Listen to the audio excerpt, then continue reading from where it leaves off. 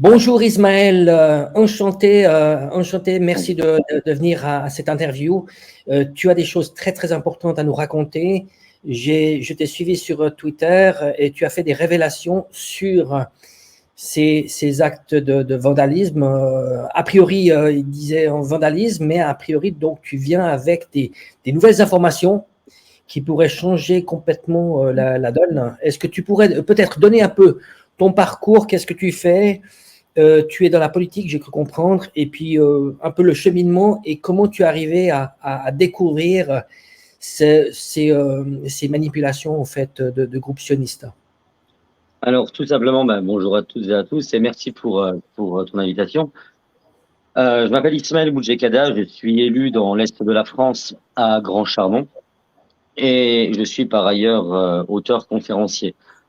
J'ai effectivement pu intégrer un groupe, donc bien évidemment, je donnerai pas énormément de détails là-dessus, même aucun, pas question de sécurité parce que ça implique d'autres personnes.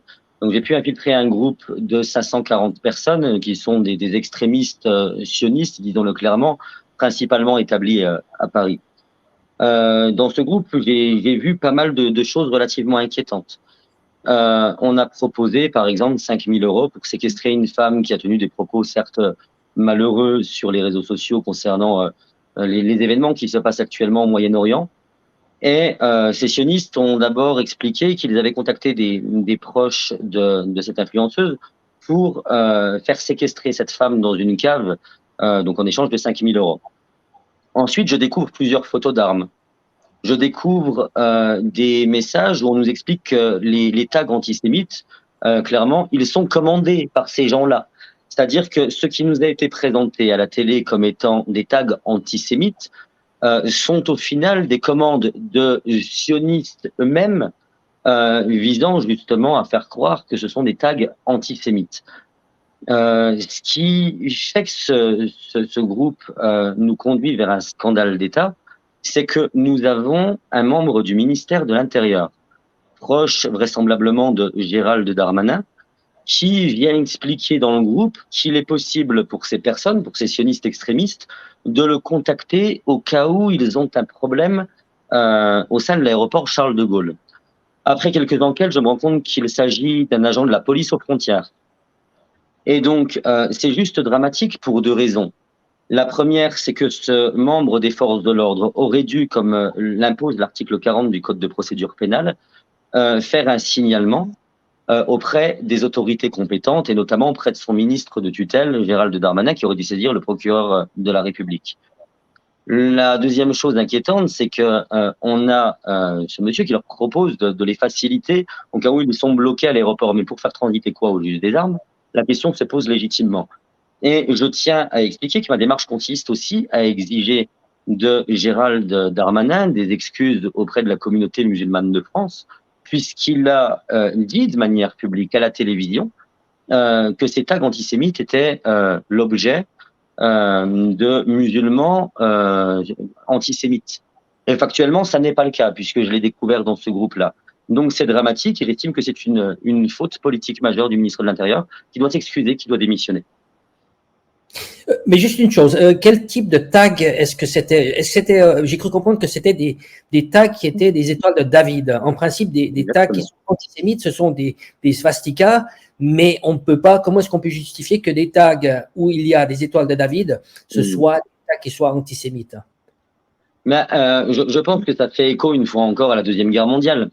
À l'époque, effectivement, on avait soit des croix gammées sur les portes des familles juives, soit certains mettaient des étoiles de David. Toutefois, effectivement, déjà, ça paraissait bizarre au départ, ces fameux tags très propres, etc. Et qui plus est aux couleurs d'Israël. La version originale, dont l'une des photos est dans le groupe, c'est cette fameuse étoile de David que l'on voit partout, avec écrit en dessous « Am Israël Hay ». Donc, autant vous dire que ça n'avait rien d'antisémite. Et ensuite, il y a un message dans le groupe qui est très clair. Il disait « Il ne faut plus courber les chines, montrons-leur qui nous sommes. Il faut recouvrir les murs de Paris de ces Magen David, comme ils les appellent. Payez des taggers s'il le faut, bougez-vous. » Donc, c'est très clair.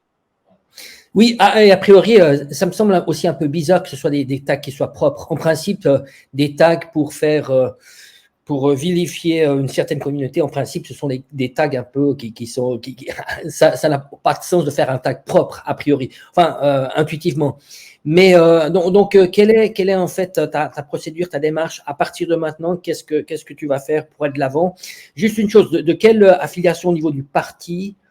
De quel est-ce que tu es un parti de droite, de gauche? Est-ce que tu peux… Je ne suis membre d'aucun parti.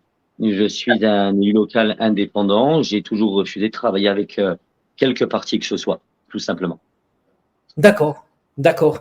Et puis, donc, qu'est-ce qu'elle est ensuite avec l'IGPN? Quels sont tes rapports? Quel va être le suivi? Quelles vont être les étapes successives de ton côté? Continuer à exposer, donc.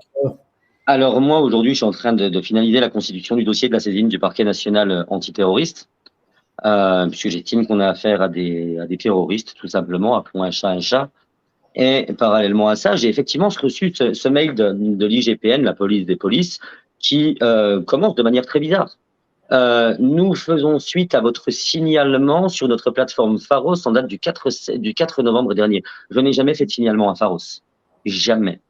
Et donc, on me pose des questions sur quels éléments, quel message j'ai pu voir dans ce groupe, quelle est l'identité de l'agent du ministère de l'Intérieur, etc. Donc, grosso modo, tout ce à quoi j'ai déjà répondu dans mes vidéos. On attend des éléments de réponse là-dessus, mais j'ai déjà apporté des éléments de manière publique, mais je leur ai répondu par mail. Et en tous les cas, je sais qu'aujourd'hui, une enquête est en cours, puisque j'ai essayé de contacter ce membre du ministère de l'Intérieur, qui refuse de me répondre en me disant une enquête est en cours, on arrête là. Et du point de vue, est-ce que tu as reçu des menaces de ces groupes? Dans quelle situation tu es en ce moment par rapport à ça?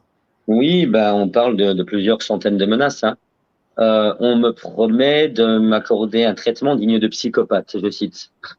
Donc voilà, moi personnellement, je suis même étonné qu'en tant qu'élu de la République qui prend ce genre de risque en parlant publiquement, que je n'ai pas été contacté par le ministère de l'Intérieur pour tout simplement activer ma protection d'élu. C'est à moi de la demander. C'est juste hallucinant. Et parallèlement à ça, j'ai été contacté, mais je donnerai pas énormément d'éléments là-dessus, j'ai rendez-vous dans la semaine, par un consulat étranger qui me propose une protection consulaire. Très bien, très bien. Alors écoute, alors, dans tous les cas, Ismaël, merci pour cette interview.